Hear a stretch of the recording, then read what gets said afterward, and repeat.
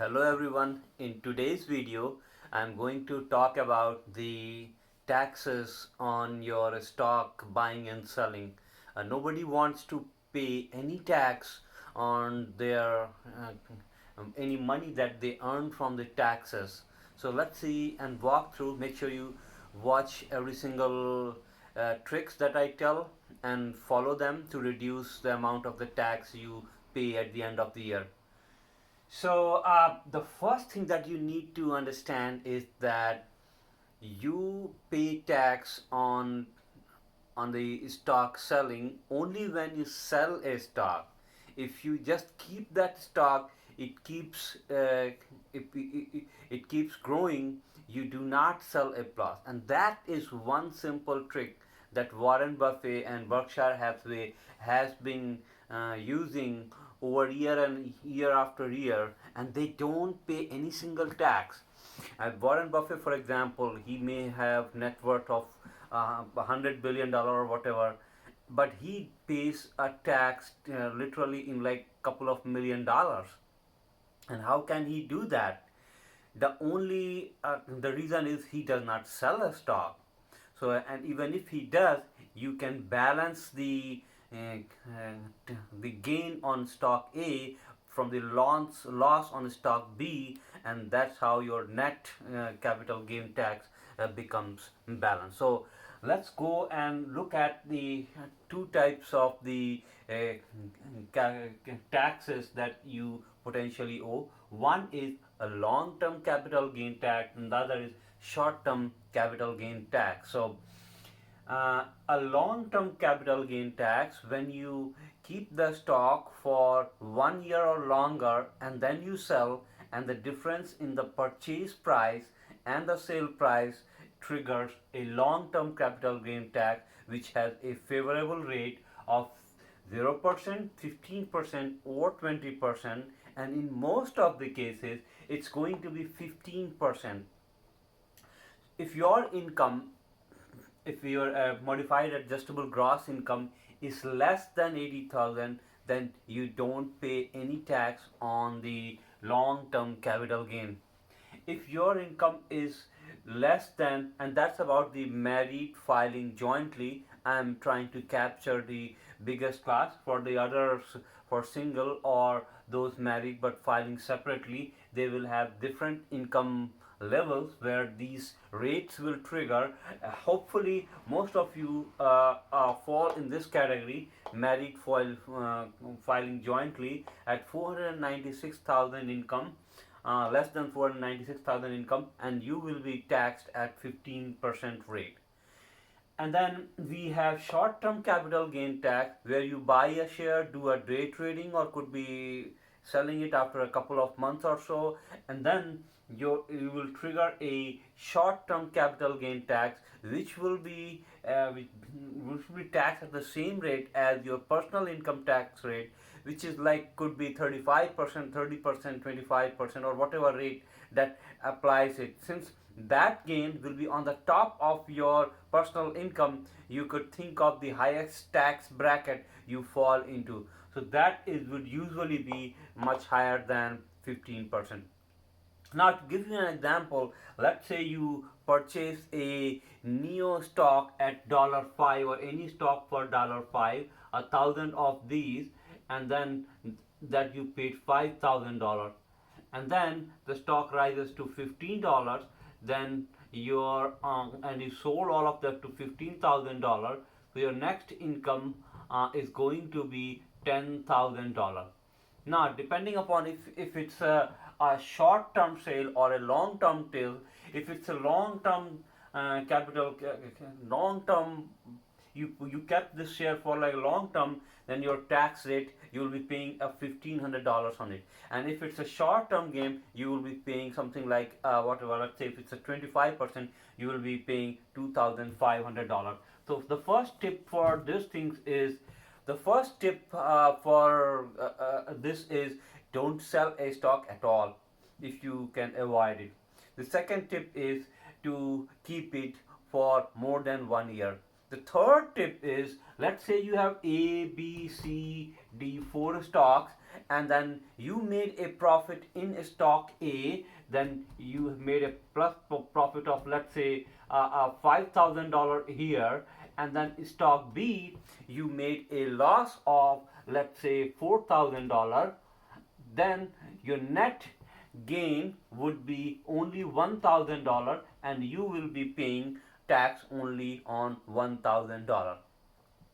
It's a little bit complicated that you can settle, or you can adjust the, typically you start with adjusting your long term capital gain against the long term losses, and then you adjust your short term capital gain against the short term capital losses.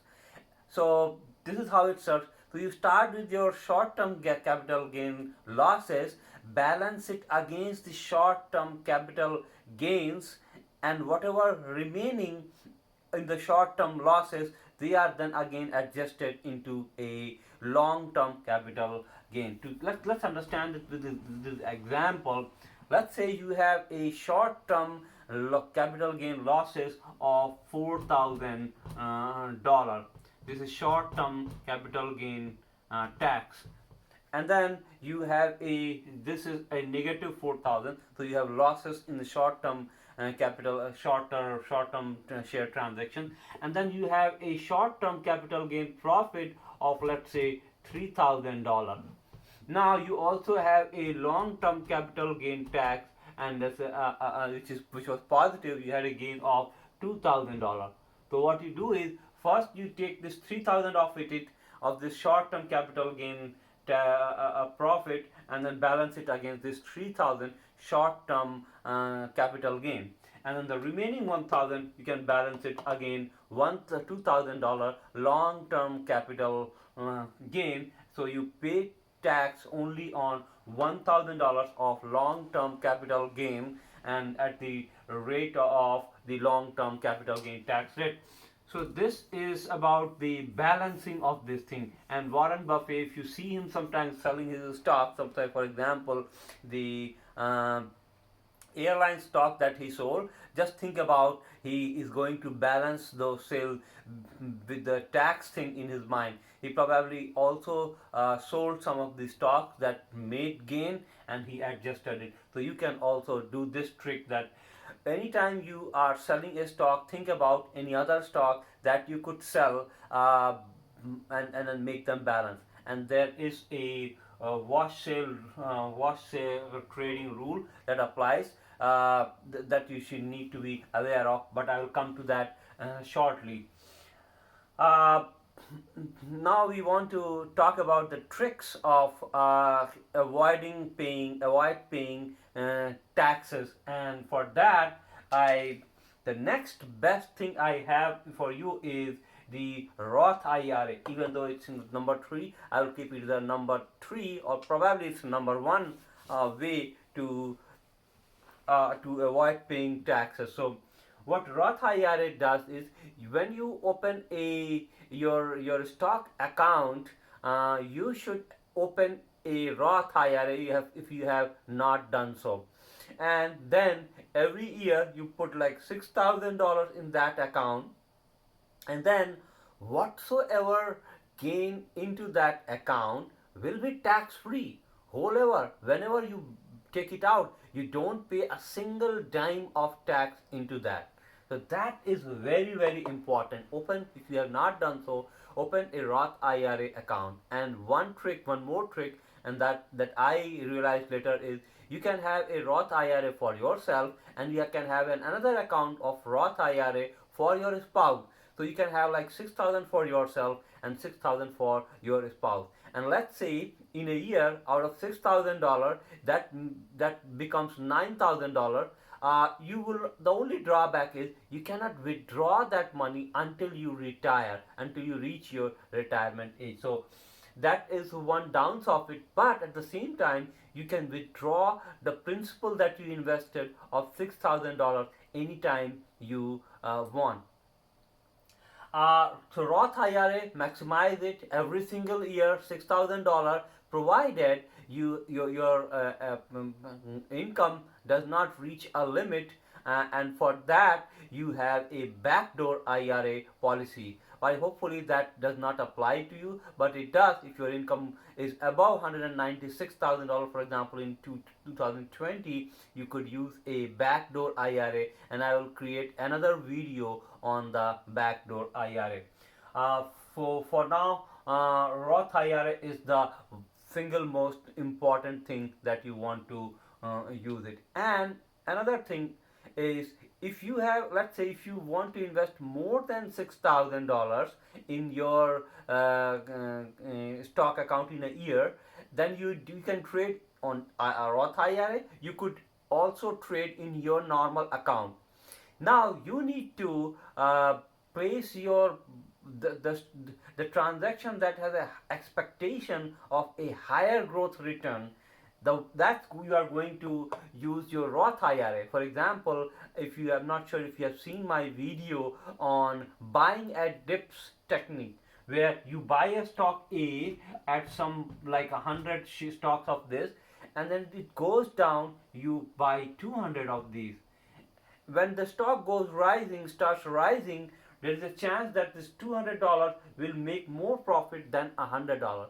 So you could do the strategy where you buy the first 100 stock at your normal account, and then when it goes down, you use Roth IRA account to buy those 200 stocks at a lower price, because when the stocks start rising, the ones that are purchased at lower price will have a much higher gain, and therefore you will have to pay much higher tax, which you will not pay when you use a Roth IRA. So these are some of the tricks that I use, or that you can use. The third one is a 401k. So 401k, usually your employer is going to already have an account, and that is already tax free, but the tax is deferred. It does not completely eliminate. So when you retire, you withdraw the money from 401k, and that will be treated as if it's your income.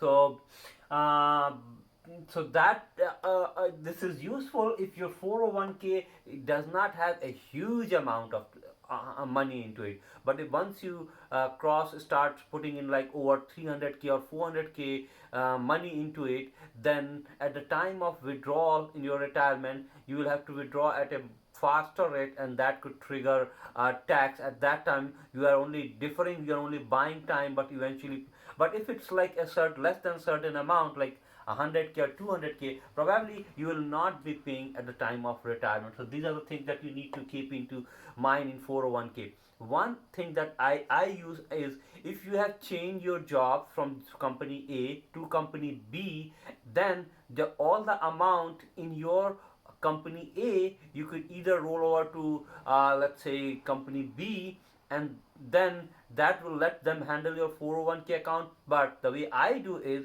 I take that money out and put it my own IRA account, and then I do trades on my account, and that way my because I feel that I can do better than the normal 401k accounts that those companies manages. So and I don't pay any tax on it. So those are some of the things that I do for 401k and Roth IRA.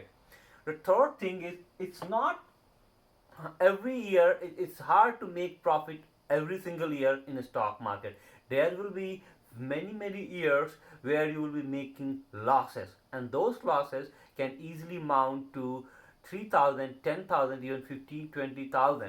And what you do is, if you make a loss of, let's say, $10,000, then you just you keep a record of those things. Your account, your stock account, which will give you a paper that will show how much loss you make, and then you can take out $3,000 of that loss into the next year profit. You can adjust it against the next year profit. So make sure you make use of this rule, that you can carry over those $3,000 loss into the next year's profit. So that's one thing you need to keep in account. I will not spend too much time on the dividend. They are usually very small in amount, but they usually come under the long-term capital gain tax nominally being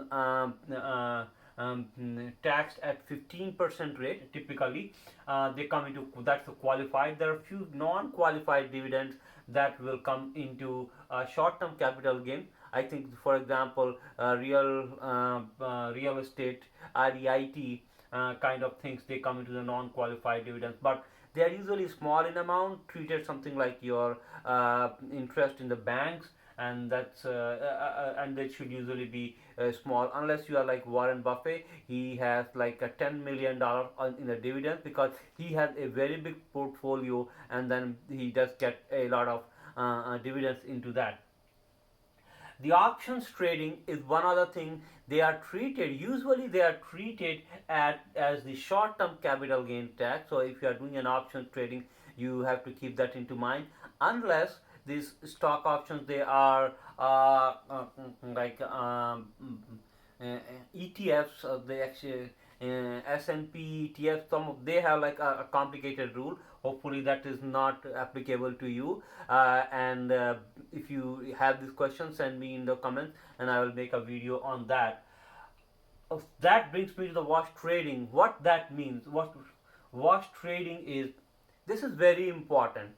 If you are doing a transaction, and that also happens, let's say I have a stock which is currently at, for example, $15, and then the stock goes down to $12, and I sell that stock at $12 with the expectation that I will get a losses accounted for when I calculate my overall profit. So to give you an idea, let's say I have a $15 stock and I have 1,000 of this.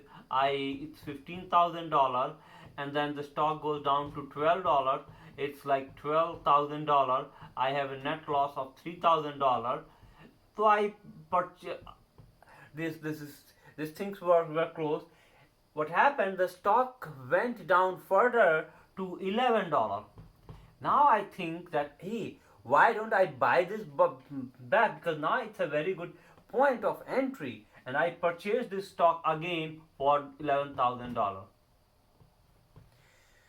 So what happens is, if I do this purchase $11 within a month of selling this stock, then a IRS rule triggers that does not allow you to take advantage of this $3,000. So thinking again, so anytime you have made a loss, anytime you sell a stock and incur a loss, be very careful not to buy the same stock within 1 month of selling that stock. That's very, very important rule. Secondly, if you have sold a stock for a profit, I will write it here, sold for profit, and then you sell it for loss within 1 month, then you cannot adjust this loss, because the wash rule again is triggers, and then you will not get the benefit of adjusting it against profit. So this is plus 1 month and minus 1 month rule. So anytime you sell a stock, and if it's making a loss, you make sure that you did not have any profit within a month period earlier, or a 1 month period later. Let's understand it with another example. Let's say you sold a stock A, and that is for the same class of a stock. You could profit from selling any other stock. You could buy any other stock. That does not trigger that rule.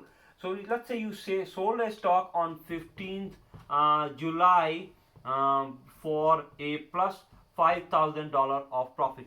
You are now selling the same stock on, let's say, 4th of August for a minus 3,000 loss.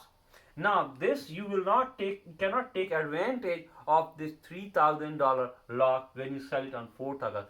But if you sell it on 16th of August, and you sell it for a minus 3,000 loss, then you can take advantage of it. In that case, your net profit will be counted as $2,000. In this case, this will not be allowed, and then you will be taxed for this full plus 5k profit. So your